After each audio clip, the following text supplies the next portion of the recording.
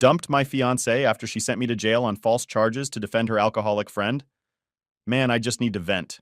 You know when everything seems fine, but then it just isn't? So, I'm 28, and I was engaged to this girl, Emma.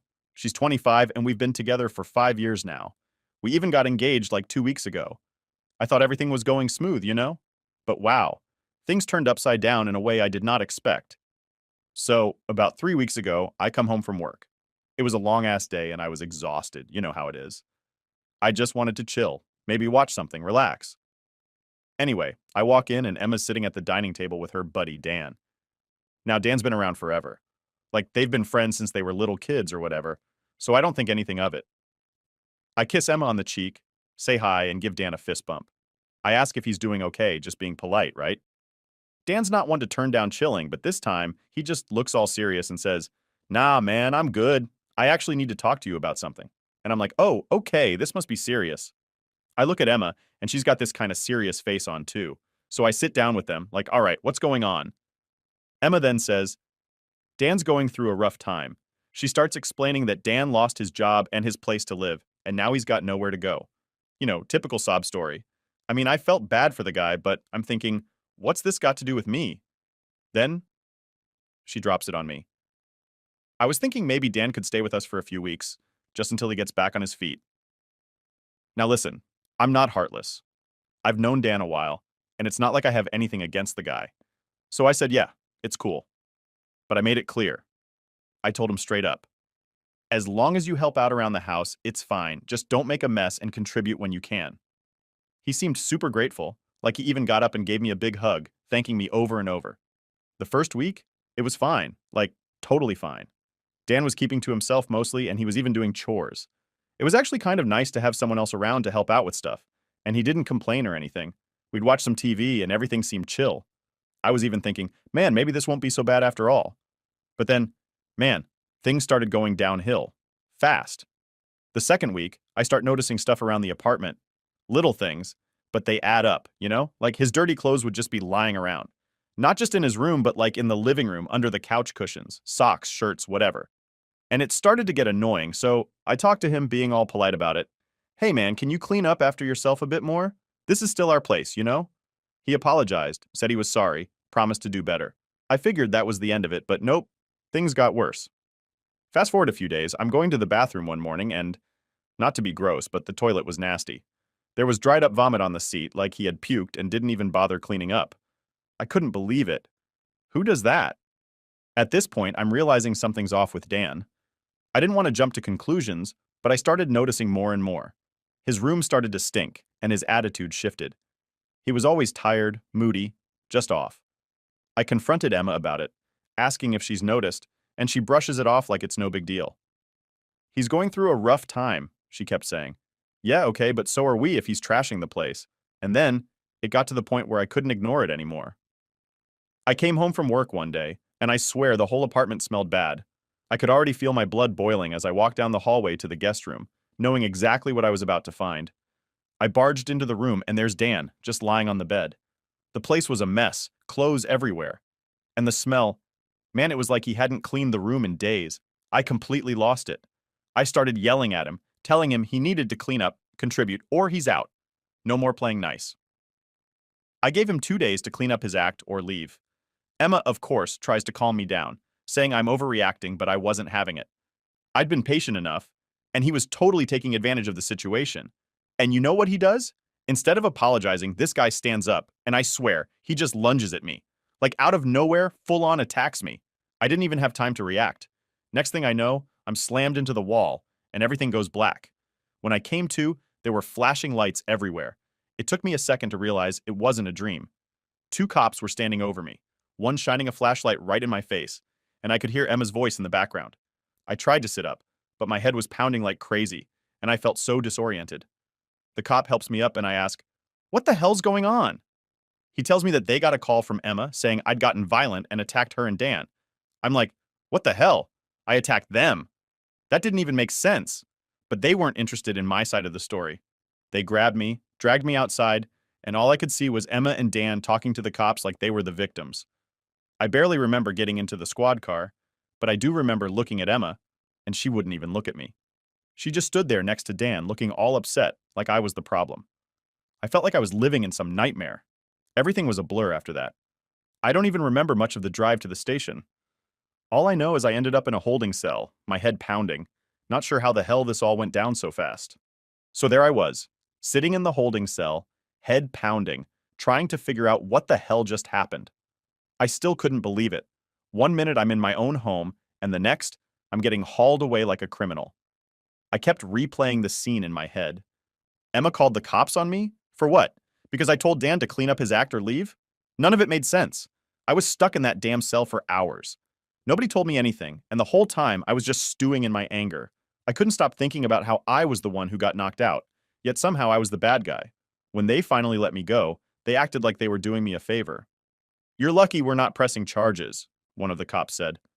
Charges? For what? I didn't even do anything.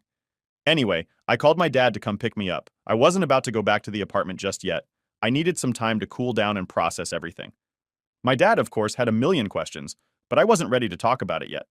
All I told him was that I needed a ride and that Emma and Dan had basically turned on me. He could tell something serious had gone down, but he didn't push. The whole drive, my mind was racing. How could Emma do this to me? We've been together for 5 years, 5 damn years, and she pulls this? It wasn't like we had some perfect fairy tale relationship or whatever, but I thought we were solid. This wasn't just some minor argument.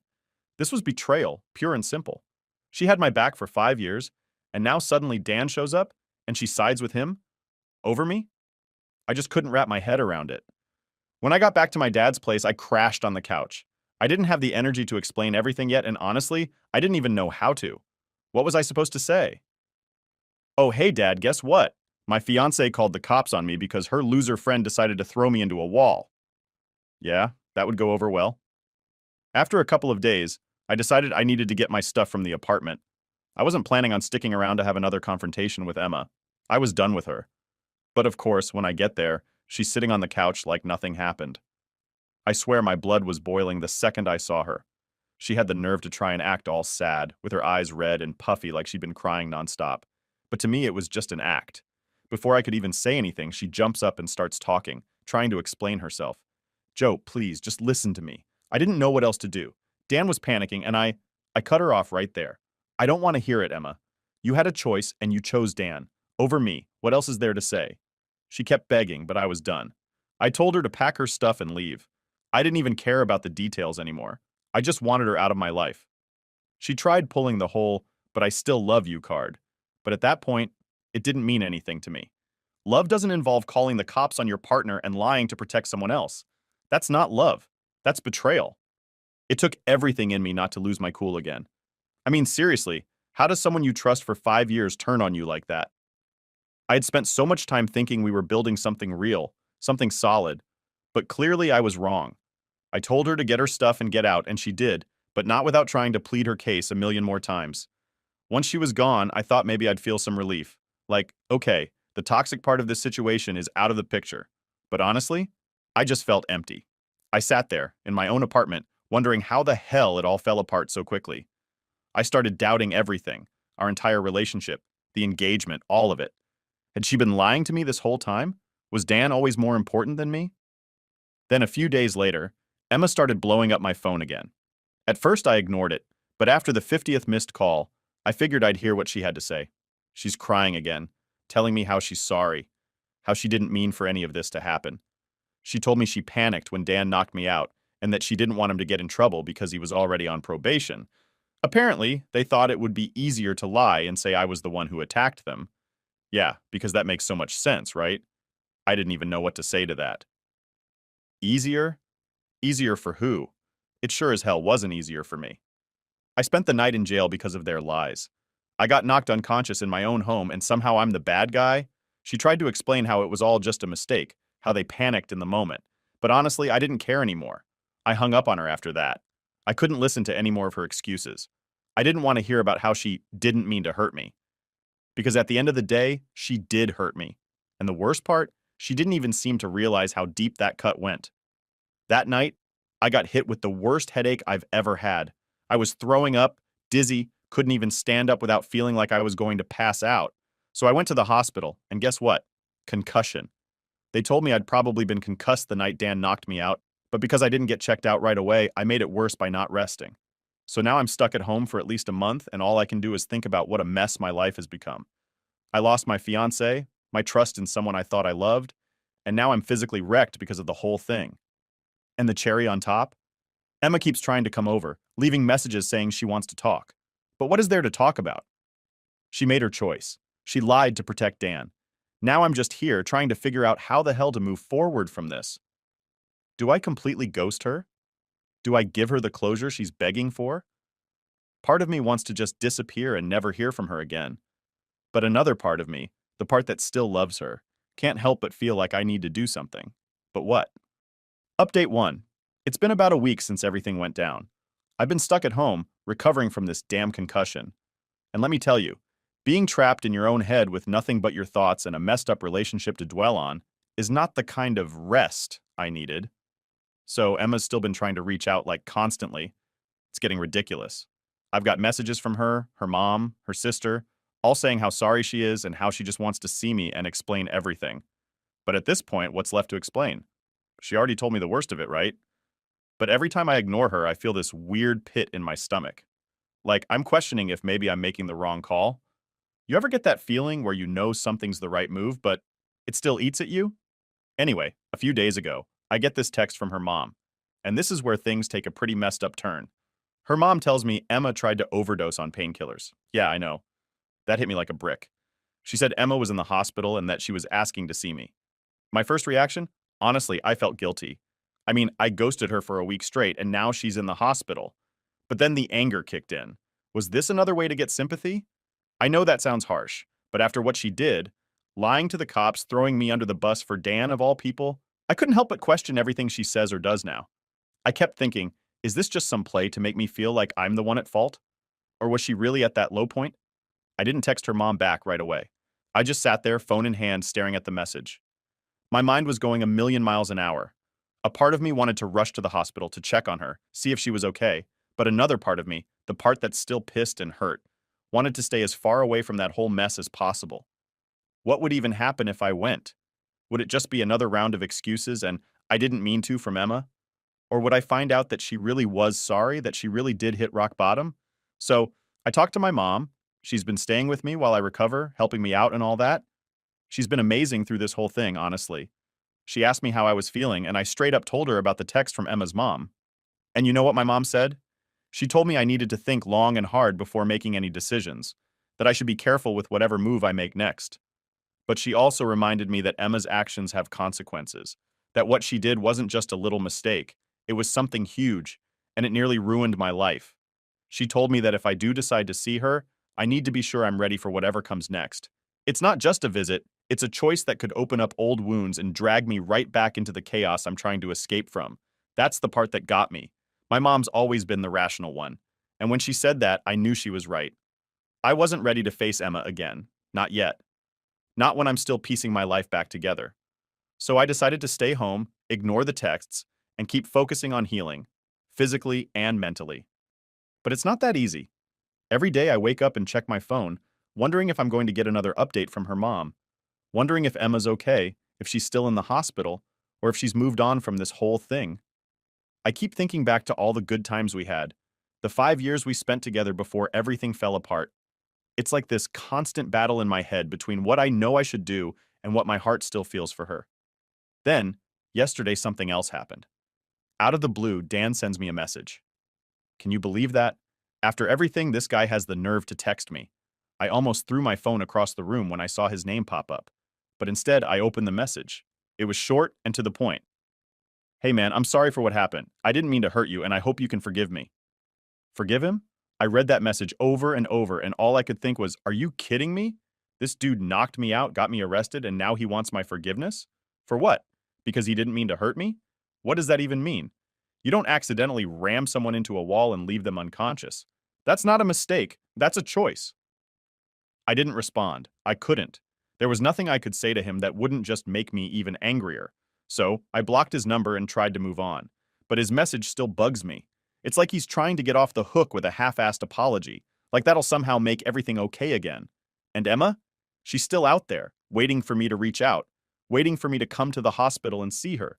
And I'm just here, stuck in the middle of this whole mess, trying to figure out what the hell I'm supposed to do next. Do I let them back into my life or do I walk away for good? Because right now, all I feel is this mix of anger, sadness, and, yeah, I'll admit it, guilt. As much as I don't want to admit it, I still care about Emma. And that's the hardest part. I can't just switch that off, even after everything she's done. But caring about her doesn't change what happened. It doesn't change the fact that she lied to the cops and put me in jail. It doesn't change the fact that Dan, her so-called friend, attacked me in my own home, and she did nothing to stop it. And it sure as hell doesn't change the fact that I'm sitting here, alone, with a concussion, while they get to move on with their lives. So yeah, that's where I'm at. I've got no clue what the next step is, but I know one thing for sure. I'm not rushing back into anything. I've been burned once, and I'm not about to let it happen again. But damn, man, I just wish things didn't have to be this complicated. Update 2. Alright, so things took another wild turn. I thought I was done dealing with all this crap, but guess what? Turns out, life had other plans. I've been lying low, trying to figure out what to do next. I mean, the whole situation still has me all twisted up. But just when I thought I could get some peace, another bomb drops. Not literally, but you get what I mean. A few days after Dan's pathetic apology, I'm at home, minding my own business, trying to recover. My head still isn't right from the concussion, and every little thing feels like a damn chore. You know how it is when you're stuck at home with nothing to do but overthink everything. So I'm sitting there and my phone starts buzzing again. At first I was like, nope, not dealing with this. But then I see the name on the screen. It wasn't Emma, her mom, or Dan. It was someone I wasn't expecting at all. It was Emma's sister, Lucy. Now, Lucy and I have never been super close. We got along fine, but she wasn't really part of my life outside of family get-togethers or holidays. So, for her to text me out of the blue, yeah, that raised a red flag.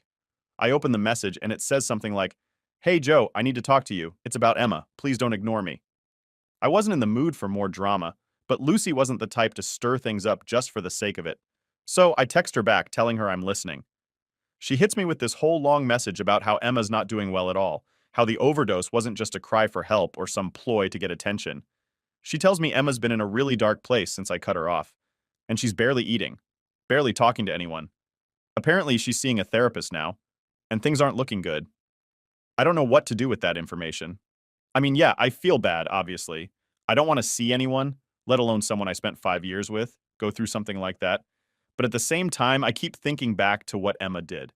It's not like I can just forget the whole thing and go back to how things were. That's not how it works. Lucy's message keeps going on about how Emma's been trying to make amends, how she's regretting everything and that she really needs to talk to me. I'm sitting there staring at my phone, wondering if maybe I should just give her a chance to explain herself. But every time I think about it, I remember how betrayed I felt, how she chose Dan over me in the moment that mattered most. That's not something you can easily get past. So I ask Lucy straight up, "Do you think she's being genuine? Or is this just another way to get sympathy?" I know it sounds harsh, but after everything, I had to ask. Lucy responds pretty quickly, saying, "I've never seen her like this, Joe. She's not faking it. She's really struggling, and I think she's realized how much she messed up." That hit me harder than I expected. Like, maybe she really does regret everything, but even if she does that change anything? Can you really forgive someone after something like this? I'm still not sure. So I told Lucy I needed some time to think, and she said she understood, but she hopes I'll talk to Emma soon. Here's the thing. Part of me wants to see her. I want to hear her out, see if she's really sorry or if it's just more excuses. But the other part of me is like, dude, why would you put yourself through that again? I've been going back and forth with myself ever since I got that message. It's like I'm stuck in this loop of wanting to move on, but also feeling like I need some kind of closure. So I tried to distract myself. I went out for a walk, hoping some fresh air would clear my head. But of course, as I'm walking, I run into Dan. Because of course, I do. This guy has the worst timing ever. He's standing there like he's been waiting for me or something. I thought about just walking right past him, but he calls out, "Joe, wait!" Against my better judgment, I stopped. I didn't want another confrontation, but I wasn't about to run away like a coward either. Dan comes up to me, and before I can even say anything, he starts talking. He's all like, "Look, man, I know you hate me right now, and I get it. I really screwed up. But I just want to explain myself." I didn't really want to hear his excuses, but I let him talk anyway. He goes on about how he was going through a rough time, how losing his job and getting kicked out of his place messed with his head. He admits that he was out of line, that attacking me was the worst thing he could have done, and that he's been trying to figure out how to make it right. But then, he drops something I wasn't expecting. He tells me that he and Emma haven't spoken since the night I got arrested. Apparently, after I kicked her out, she cut off contact with him too. Dan looked genuinely upset when he told me this, like he actually cared about her and didn't know what to do now that she wasn't speaking to him. I didn't know what to make of it. I mean, on one hand, good. Emma finally realized Dan's a toxic presence in her life. But on the other hand, why didn't she realize that sooner? Why did it take all this chaos for her to see what kind of person Dan really is? I didn't say much to Dan. I just told him, "You can't fix this. What's done is done." He looked defeated, like he knew I was right but didn't want to accept it. He said he was sorry again and walked off, leaving me standing there with even more questions than I started with. So now I'm left with this mess. Emma's apparently in a really dark place. Dan's out of the picture. And I'm here, trying to figure out if I should reach out to her or just keep moving on. I don't know what the right thing to do is. Every time I think I've made a decision, something else comes up, and I'm back to square one. It's like, do I want to risk getting hurt again? Or do I just let it all go and focus on myself? I've been trying to weigh the pros and cons, but no matter what, there's no easy answer. Either way, someone gets hurt, whether it's me, Emma, or both of us. So yeah, that's where I'm at, stuck in limbo, unsure of what to do next. Part of me thinks I should just cut ties completely and move on with my life. But another part of me feels like I need to see this through, to find out if Emma really has changed. It's a mess, man, a real mess, and I have no idea how to get out of it. Update 3. So after that run-in with Dan and Lucy's message about Emma, I spent the next couple of days just sitting in my apartment, trying to clear my head. Every time I thought I had things figured out, I'd get stuck again, second-guessing myself. Honestly, it was driving me insane. But then, something happened that I wasn't expecting. Emma reached out to me directly, again. But this time, she sent me a long text instead of calling or showing up at my door. I wasn't sure if I should open it. I stared at my phone for a good 5 minutes, just trying to decide if I even wanted to read it. But curiosity got the best of me, and I opened it. Her message started off with an apology. A real one this time. Not just one of those, "I'm sorry, but" types of apologies. She said she knew she messed up in ways she couldn't fix. She admitted that choosing Dan over me in that moment was the biggest mistake of her life, and that she doesn't expect me to forgive her. Then she went on to say how lost she's been since everything went down, how she's been trying to make sense of it all. But she realizes now that no amount of excuses can change what happened. I could tell this wasn't some half-assed apology. She was laying it all out there, telling me how she's been going to therapy, trying to figure out why she acted the way she did, and how she's working on herself. Emma said she didn't want to hurt me anymore, and that she wasn't reaching out to beg for me back. She just needed to say her piece. She ended the message by saying she hoped one day I could at least understand why she did what she did, but that she knew we might never be okay again. After reading it, I had to sit down for a minute and just breathe. It's weird, you know? Getting an apology like that after everything that's happened. Part of me felt relieved, like maybe I could finally let go of some of the anger I'd been holding on to. But another part of me was still like, is this enough? Does this really change anything? I didn't respond right away. I needed to think. I mean, yeah, it was a good apology. But did that mean I was ready to talk to her again? Was I ready to open that door? Because once you open it, you can't just close it again, right? That's when things get complicated. Anyway, later that night, I talked to my mom about it. I hadn't told her about the latest text yet, so I filled her in on everything Emma had said. My mom's reaction surprised me a little. She didn't immediately jump to, "You should forgive her," or "You should move on." Instead, she told me something that stuck with me. She said, "Joe, sometimes people do terrible things, but that doesn't mean they're terrible people. You have to decide if this is something you can move past, not for her sake, but for your own." And that got me thinking. I wasn't just holding on to the anger because I didn't want to forgive Emma. I was holding on to it because part of me was scared of what would happen if I did. Like, if I let go of that anger, what's left? How do you move forward when the thing that's been driving you for weeks is suddenly gone? So I sat with that for a while. I didn't respond to Emma's text for a couple of days. I kept reading it over and over, trying to figure out how I felt. And then, one night, something clicked. I realized I wasn't mad anymore. Like, sure, I was still hurt, and I don't think that's going away anytime soon. But the anger? It was gone. I wasn't burning with it like I had been before. It was weird, honestly. I didn't expect to feel that shift, but there it was. That's when I decided to respond to Emma. I kept it short, but I was honest. I told her I appreciated the apology, that I could tell she was being genuine, and that I hoped she was serious about working on herself. I said I didn't know what the future held for us, but that I wasn't ready to completely cut her off. I didn't promise anything, I just left the door cracked open a bit. Her response came almost immediately. She thanked me, said it meant more than I knew, and that she wasn't expecting anything from me. She just wanted me to know she was trying to do better. And honestly, that was enough for me right then. I wasn't ready to dive back into anything, but at least it felt like things were starting to settle. Like maybe, just maybe, I could start to move forward. But just when I thought I had some peace, the universe threw another wrench into things. Out of nowhere, I get a message from Dan. Yep, Dan again. This time, though, it wasn't some half apology or plea for forgiveness. No, this time he sent me this long, rambling message about how he and Emma had been seeing each other behind my back for a while. He said he didn't want to carry the secret anymore, that he felt like he needed to come clean. I couldn't believe it. I mean, yeah, I had my suspicions when everything went down, but to have it confirmed, it was like getting punched in the gut all over again. I sat there, staring at my phone, reading his words over and over. They'd been messing around while I was at work, while I was busting my ass to make sure we had a roof over our heads. And she had the nerve to play the victim, to beg for my forgiveness after everything. At that moment, everything shifted again. The anger came flooding back. Not just at Emma, but at myself, too. How had I been so blind? How had I let them both make a fool out of me like that? I didn't respond to Dan. I couldn't. What was the point? But I did send Emma one final text. It wasn't long, and I didn't sugarcoat anything. I told her I knew about her and Dan, that I knew they'd been lying to me for who knows how long, and that I was done. Really done this time. I told her I didn't need any more explanations or apologies. I just wanted her out of my life for good. She didn't respond. Not that night, not the next day, not ever. And honestly, I think that's for the best. Sometimes things get so broken that there's no fixing them. And I guess this was one of those times. So, yeah, that's where I'm at now. It's over. For real this time. No more what ifs, no more second chances, just me moving forward one step at a time.